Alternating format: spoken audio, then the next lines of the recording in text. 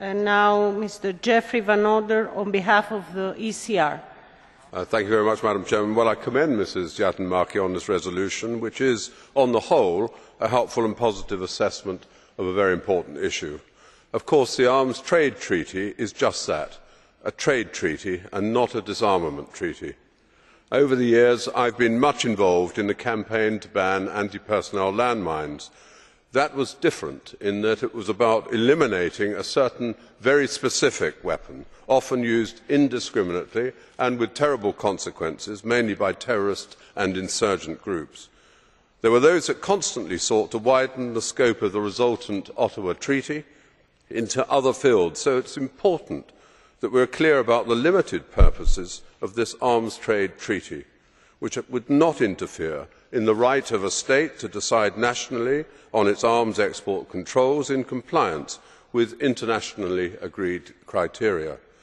The UK has a special interest in these matters. It is, of course, Europe's leading arms exporter.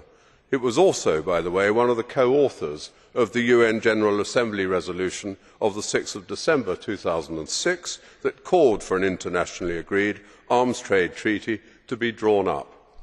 I am pleased the resolution has not misunderstood or diminished the important role that defence industries play in terms of national security and in our economies.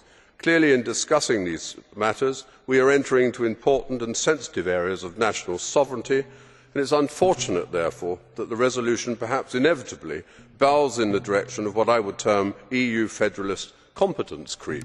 For example, I do not understand why a coherent and consistent EU approach is crucial for this treaty to be adopted and effectively implemented at a global level, or indeed why there is any point in the involvement of an EU delegation separate from member states in negotiations.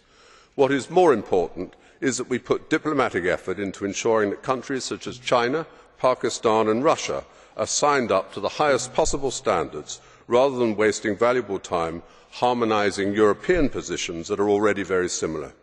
Let us ensure, Madam President, that attention is focused on abuse.